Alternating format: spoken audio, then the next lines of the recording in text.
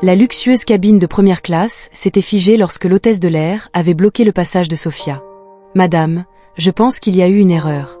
Cette section est réservée aux passagers de première classe. » Les regards des passagers riches transpercèrent Sofia comme des poignards, remettant en question la légitimité de son billet. Personne n'aurait imaginé qu'en quelques minutes, Eduardo Vasquez, le mari dévoué de la milliardaire Sofia et actionnaire majoritaire de cette même compagnie aérienne, franchirait cette porte et changerait complètement la dynamique du pouvoir dans cette cabine où les jugements hâtifs régnaient. Sofia Mendes ajustait nerveusement la montre à son poignet, un cadeau de son mari qui lui rappelait leur première rencontre, il y a 35 ans. Sa robe simple mais élégante contrastait avec les bijoux et les vêtements de créateurs qui dominaient la zone d'embarquement prioritaire. La cabine de première classe de Stellar Airways brillait avec ses sièges en cuir spacieux, un personnel de bord impeccablement habillé et l'arôme du champagne fraîchement servi. Eduardo avait insisté pour qu'elle profite de ce vol seul, en récompense de l'événement caritatif réussi qu'elle avait organisé. « Vous méritez tout le luxe du monde », lui avait-il dit avant d'être convoqué à une réunion d'urgence, promettant de la retrouver au complexe quelques heures plus tard. Sofia prit une profonde inspiration et tendit son billet de première classe à l'hôtesse de l'air à la porte d'embarquement. Il était temps de s'accorder un peu de luxe, bien qu'elle évitât habituellement ce genre de confort, même en étant mariée à l'un des hommes les plus riches du pays. « Je suis désolée, mais cette zone est réservée uniquement aux passagers de première classe », déclara Camilla Reynolds, l'hôtesse de l'air en chef, son regard évaluant froidement la robe simple de Sofia. Son ton condescendant fendit l'air comme une lame impeccablement aiguisée.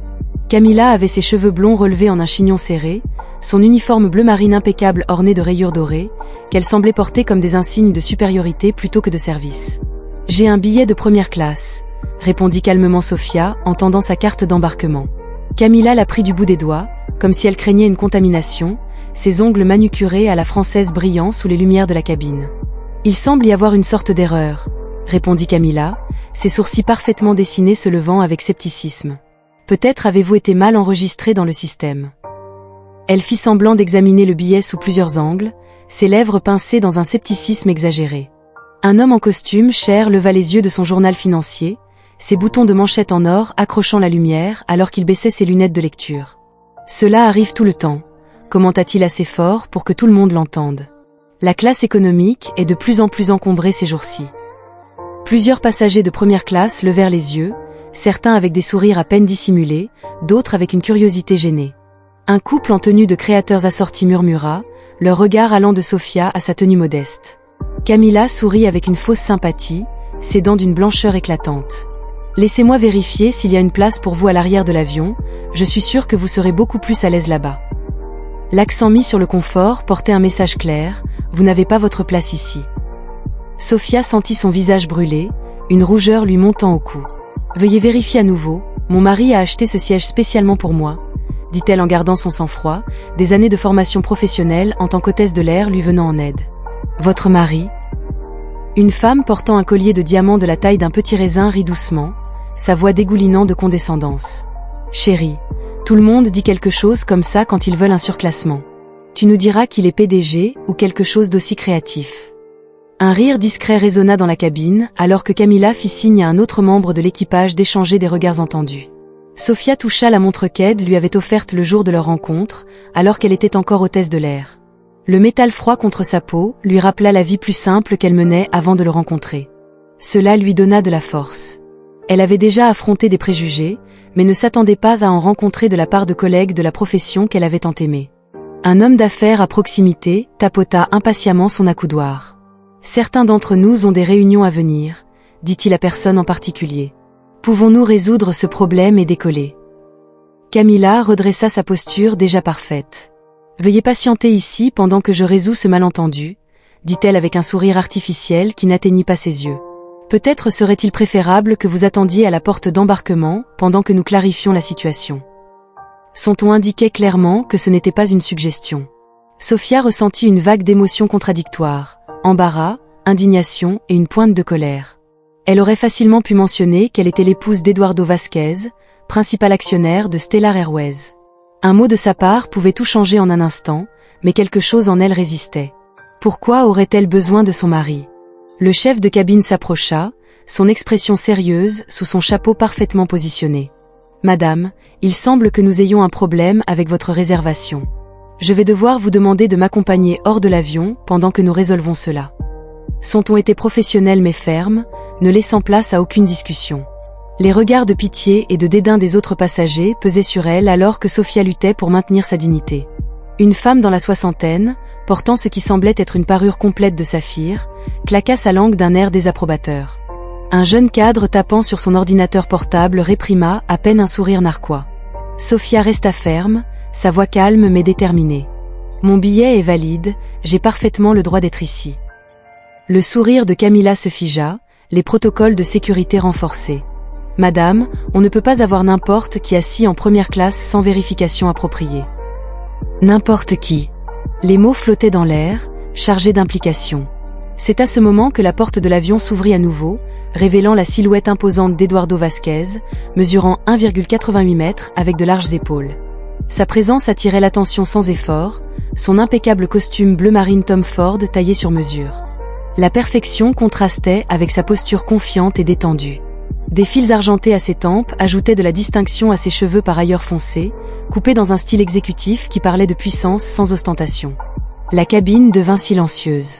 Les yeux bleus acier d'Eduardo, vifs et observateurs, scrutaient l'espace méthodiquement avant de se fixer sur Sofia, confrontée au personnel. Son expression restait neutre, mais ceux qui le connaissaient pouvaient reconnaître le léger resserrement autour de ses yeux, un signe avant-coureur de la fureur contrôlée qui se construisait sous son extérieur composé. Sofia. La voix d'Eduardo était grave et mesurée, mais remplissait en quelque sorte toute la cabine. Y a-t-il un problème ? Camilla et le directeur échangèrent des regards paniqués. L'incertitude remplaçait leur confiance précédente. « Monsieur, nous résolvons juste une petite confusion de siège », expliqua le directeur, son ton soudainement attentionné. Le langage corporel changeait pour s'adapter à cette variable inattendue. Eduardo marchait dans l'allée avec la confiance tranquille de quelqu'un qui possédait non seulement l'avion, mais aussi l'air qui l'entourait. Chaque pas délibéré le rapprochait de la confrontation. Les passagers reculaient instinctivement à son passage. « Mais c'est le siège de ma femme. » 2A. Son accent portait le plus léger soupçon de son héritage espagnol, donnant à ses mots une qualité mélodique qui renforçait leur autorité. « Votre femme. » Camilla répéta, la couleur s'écoulant de son visage comme l'eau d'un récipient brisé.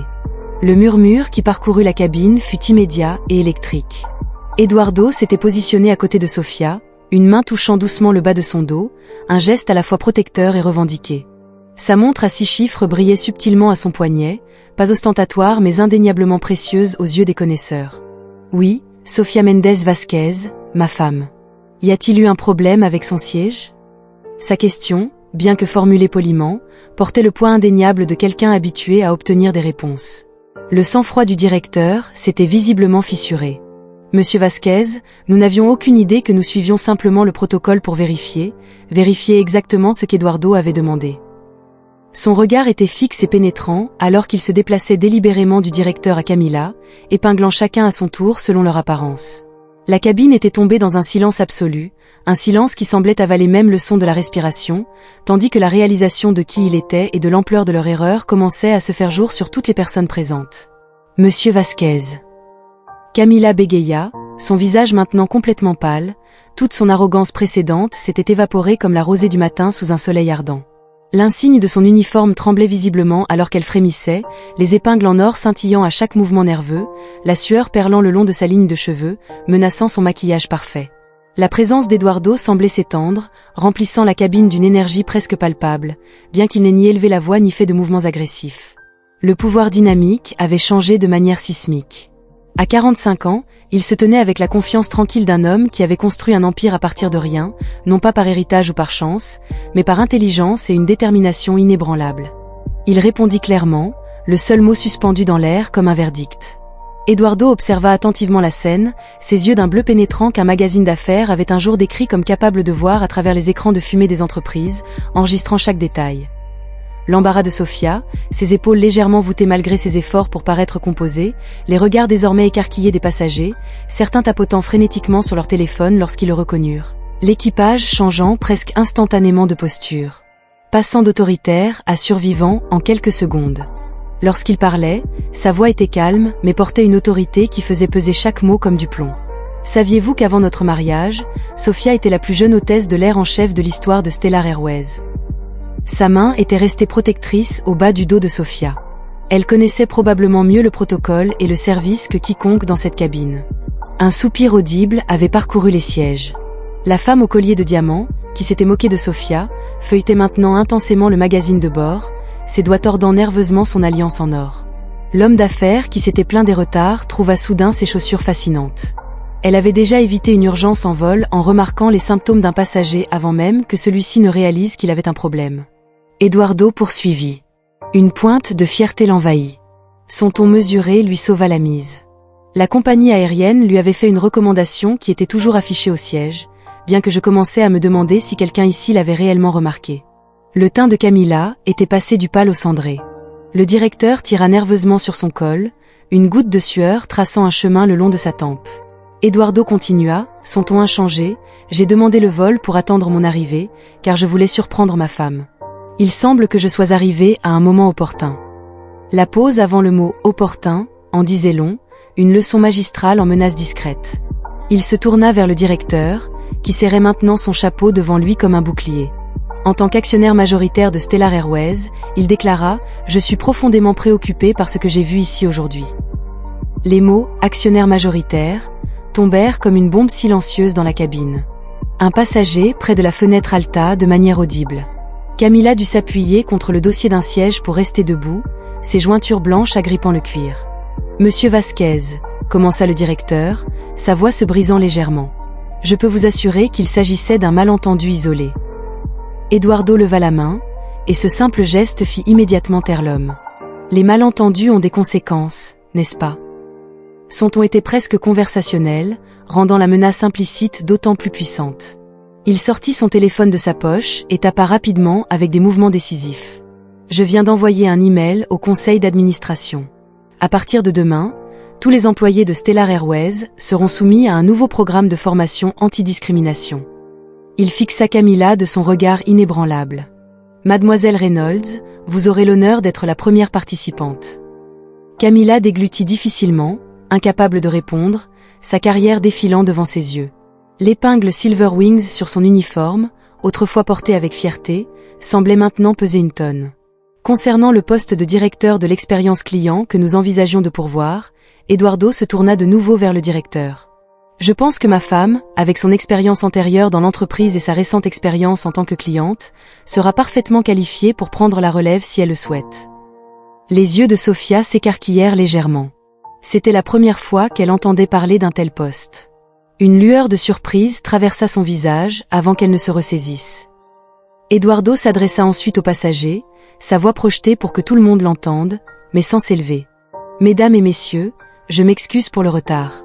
En guise de compensation, le champagne sera offert pendant tout le vol. » Puis, juste pour Camilla, il ajouta d'une voix plus basse, mais qui portait toujours à ceux qui étaient à proximité. « Veuillez vous assurer que ma femme reçoive l'attention appropriée pendant le vol. Votre avenir avec l'entreprise en dépend. » Camilla hocha la tête en silence, son empire d'arrogance s'effondrant complètement devant tout le monde. La transformation était totale, passant de figure d'autorité impérieuse à humble serviteur en quelques minutes. Elle recula en faisant signe aux autres agents de bord de commencer le service immédiatement. Personne dans la cabine ne manqua l'ironie ou la leçon. Les hommes d'affaires qui avaient été dédaigneux regardaient maintenant avec un respect renouvelé, non seulement pour le pouvoir d'Eduardo, mais aussi pour la dignité de Sophia. Tout au long de l'épreuve au luxueux complexe hôtelier en bord de mer, Sophia et Eduardo partagèrent un verre de vin sur le balcon privé de leur suite, le coucher de soleil teintant l'océan de teintes dorées. Le vol après la confrontation initiale s'était déroulé dans un silence intense, avec Camilla évitant le contact visuel tout en servant Sophia avec une déférence presque douloureuse. « Tu as toujours su faire une entrée », commenta Sophia, un petit sourire aux lèvres. Eduardo rit doucement. « Ce n'était pas ainsi que j'avais prévu nos retrouvailles », admit-il en lui tenant la main. Mais je dois avouer que c'était satisfaisant de voir leurs expressions. Sophia contempla l'océan un moment. « Tu sais, pendant des années, j'ai évité d'utiliser ton nom ou ta position. Je voulais être reconnue pour mes propres mérites, pas comme Madame Vasquez. »« Et tu y parviens », confirma Eduardo. « L'événement caritatif que tu as organisé a collecté plus d'argent pour les enfants défavorisés que n'importe quelle autre fondation dans l'histoire de la fondation. » Pourtant, Sophia hésitait à toucher la montre qu'il lui avait offerte il y a des années. « Parfois, mon indépendance me manque. La carrière que je construisais. » Eduardo étudia son visage un instant. C'est pourquoi j'ai créé le poste de directrice de l'expérience client. Ce n'est pas une faveur pour Sophia. C'est parce qu'il n'y a personne de plus qualifié. Sophia le regarda avec surprise. Tu avais prévu cela avant l'incident dans l'avion. Eduardo sourit. Ce serait ton cadeau d'anniversaire.